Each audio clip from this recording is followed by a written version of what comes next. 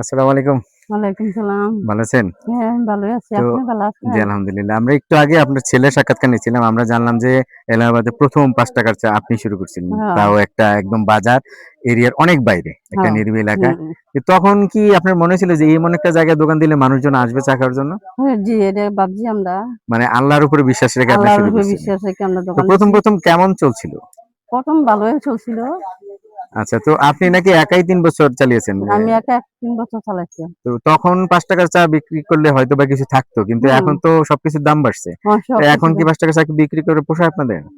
না পুষলো কি করণ যাইব? আগে থেকে বেচে লাইছি অন্ত বেচনে মানে লাগবো। মানুষকে আসলে এই দামে অভ্যস্ত করছেন, এজন্য ও আপনারা চান যে এইভাবে চালিয়ে নিতে। আল্লাহ এইভাবে যেভাবে চালাইনি জি। নিতে চায়।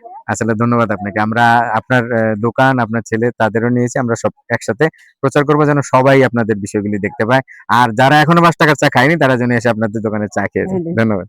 যেটা জানতে পারলাম আপনার টি স্টলের নাম বলতে মনোয়ারা টি স্টল। মনোরেস্ট তো এটা কি শুরুতে আপনি চালাতেন না অন্য শুরুতে কেউ? আমার আম্মা চালাতো ওই দোকানে থাকতে। আচ্ছা, আপনার মা এটা শুরু করেছিল, সেই কারণে আপনার মায়ের নামে টি মায়ের স্টল নামে দিছে, জি। আমরা যেটুকু জানতে পেরেছি যে আপনাদের টি স্টলে ৳৫ চা পাওয়া যায় ৫ এখন টাকার পর্যন্ত চা, হ্যাঁ, এই সময়, ৫ টাকার চা। সেটা দুধ চা হোক বা রং চা হোক, তাই তো? হ্যাঁ। তো এটা কিভাবে সম্ভব? এটা দিয়ে কি আপনার পোষায়? এখন বর্তমানে দুধের দামে চিনির দামে গিয়ে পুষায় না, তারপরও পুষায় নিতে হয়। এখানে ১০ টাকা চা করতে গেলে একজনের ১ কাপ খাইলে আর খাইবে না। ও, এখানে সাধারণত ৫ সবাই টাকার একটু চা সীমিত হলে, আয়ের মানুষগুলি আসে খাওয়ার জন্য, তাই তো? ৫ টাকার চা হলে একজনের যে ১ টাকা খাবে এটা ৪টা খায়। আচ্ছা, এই আর কি আচ্ছা, হিসাবটা। ১ কাপ চা বেচে আচ্ছা। এটা কতদিন এই যে চা স্টলের বয়সটা কত? আমার এখানে প্রায় আমারও তো ৬ বছর হয়ে গেছে। মানে সর্বপ্রথম থেকে শুরু করছে সব মিলে কতদিন? মিলিয়ে প্রায় ৯ বছর। ৯ বছর। তার মানে আপনার মা শুরুর দিকে ৩ বছরের মতো, তারপর ৬ বছর আপনি চালাচ্ছেন, তাই তো? তো তখন তো বোধহয় এখানে একমাত্র একটাই টি স্টল ছিল। একটাই ছিল। তো এখানে একটা ছায়ার জায়গা, এখানে একটা সোলার লাইটও আছে, আমরা দেখি রাতে ওই জায়গাটা আলোকিত হয়। হ্যাঁ। তো সকাল কয়টায় খুলে না রাত্রে কয়টায় বন্ধ হয়? ফজর নামাজ পড়ে আমি চলে আগুন দিই। আর বন্ধ হয় কয়টায়?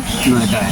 ৯টায় বন্ধ হয়। তার মানে মানুষ ফজর নামাজ পড়ে যে অনেকে হাঁটতে আসে তখন আসে চা পায়, যে এই দোকানে গেলে চা নিশ্চিত পাওয়া যায়, এই তো?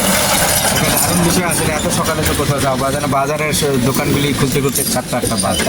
এর আগে না, তো ভোর তো অনেক আগেই হয়ে যায়। তো আর এমনি আপনি কি ব্যক্তিগত জীবনে বিবাহিত? হ্যাঁ। আপনার ছেলে সন্তান? আমার ৩ মেয়ে ১ ছেলে। আচ্ছা, ছেলে মেয়েরা কে কি করছে? ২ মেয়ে ঢাকা মাদ্রাসায় পড়ে, আর বড় মেয়েটা বিয়ে দিছি।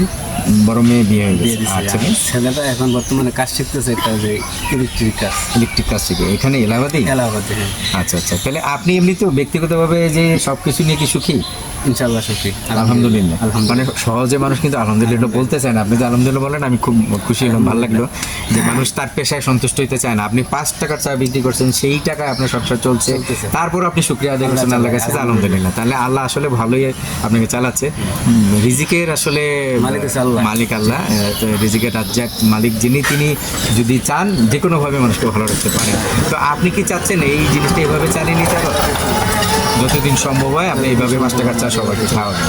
তো ধন্যবাদ আপনাকে। এরকম আসলে আমরা দেখি না আজকাল যে যেন হয়। ওকে, থ্যাংক ইউ।